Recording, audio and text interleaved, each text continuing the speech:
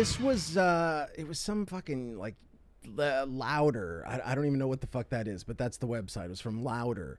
And it was, I guess, an uncovered video of a Nirvana interview where Kurt Cobain called Jon Bon Jovi, a quote, desperate, untalented piece of shit. This all stems from basically a story that Dave Grohl was telling. Nirvana's doing an interview, and Chris Novoselic, the bassist for Nirvana, had made the point, and it was a very true point, of saying, us getting over and blowing up as big as we have, it's opened the doors to a lot of people, because these old fucking hair metal bands have been hanging on too long, and they're fucking lame, and we needed some new stuff, basically. And Dave Grohl told a story. Here, I'll play the video.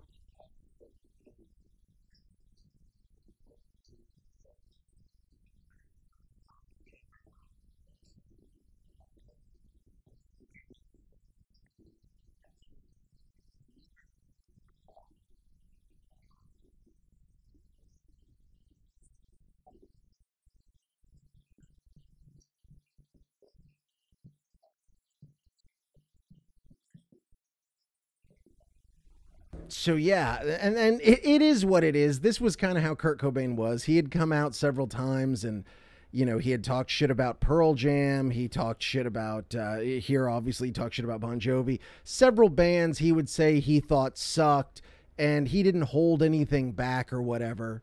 There was one quote from that interview that I don't see in that video, and Kurt said, and I quote, "I don't even find myself having very many opinions on bands anymore, or putting them down because I don't know these people. Bon Jovi could be one of the nicest people in the world. His music sucks, but I don't even want to bother with expressing those kind of opinions anyways," which Kurt, in true fucking passive aggressive fashion, he says after saying Bon Jovi's music sucks. But in the 90s, as that big shift happened, when Nirvana drops like the fucking pop culture atom bomb and changes the entire fucking landscape, and all of a sudden these fucking these hair metal bands that had been able to just coast and do templated bullshit and still sell records because MTV was going to play their shitty bloated power ballads and shit like that, now all of a sudden they had to like pretend to be sincere and actually pretend to give a fuck and actually think about their lyrics and shit like that. And for a lot of them, it did not turn out well. But the gap was too huge. They were involved in such bullshit to make that jump to the level of honesty that grunge was at. They couldn't fucking do it in a realistic way. And everybody changed their style. Everybody fucking did their hair a different way. From what I remember with Bon Jovi, it's like he went and got like a Rachel haircut and started wearing like a cool vest. You are getting me rock hard. It came off so fucking flat. It was so clear how sort of counterfeit the whole thing was, and it just made everybody look like shit.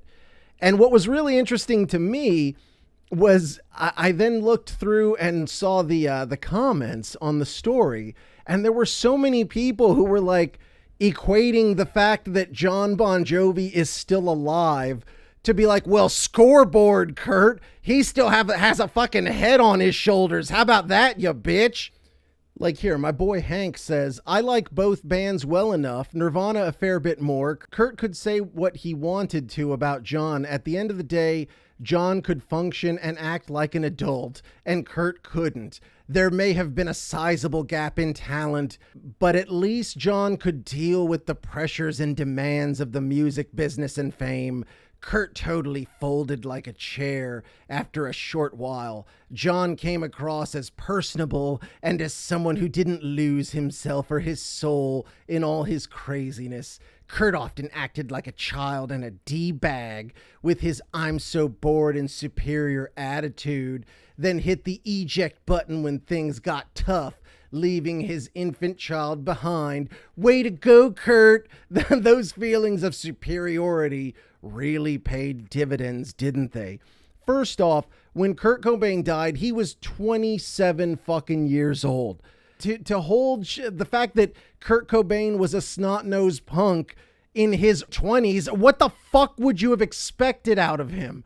Of course, when he killed himself, it's absolutely a completely selfish thing, but you're a fucking idiot because you're thinking like in your own head. Well, I'd have to think about my daughter. Who the fuck that's about to shoot themselves in the face is in any sort of reasonable frame of mind? You know, and people can't understand it because they have the inability to think outside of themselves.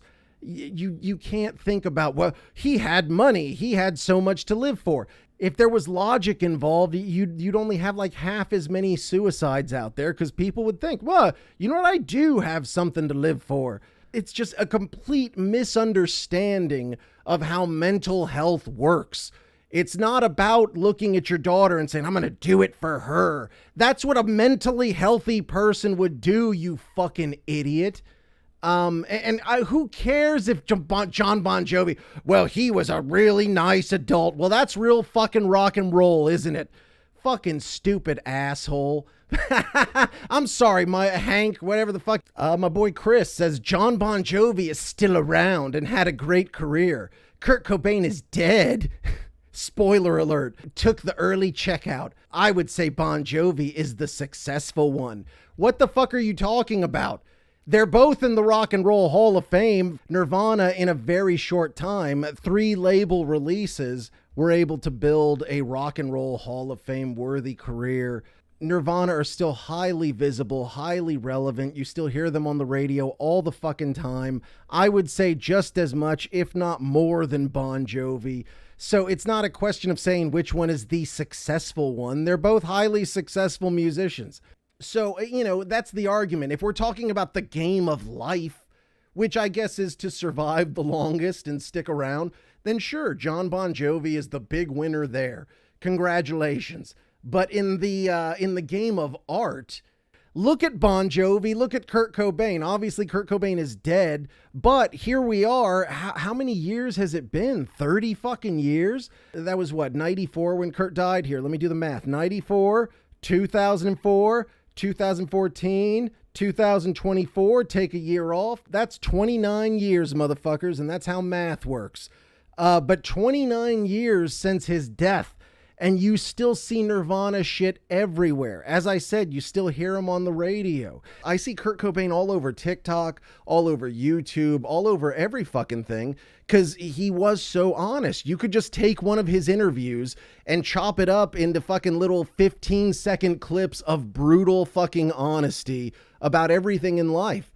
And so you still do see him everywhere, and he'll always be that guy. He'll always be that steely-eyed, long-haired, skinny kid smoking a cigarette, bad fucking attitude, sick fucking fender, kicking ass, and he'll never get fat. He'll never lose his hair. That's his legacy. Whereas if you look at Bon Jovi, I mean, is this a better existence in terms of, and I'm talking about in an artistic sense. Jon Bon Jovi is a fucking, like a really sad, pathetic shell of himself. He can't leave. He can't leave the stage. He's stuck around at the party too fucking long. And at this point, he's got the fucking same haircut that my grandma had when she passed away, God rest her soul. He can't sing anymore. So if he tries, it sounds like shit. And if it's not that, he's going to lip sync.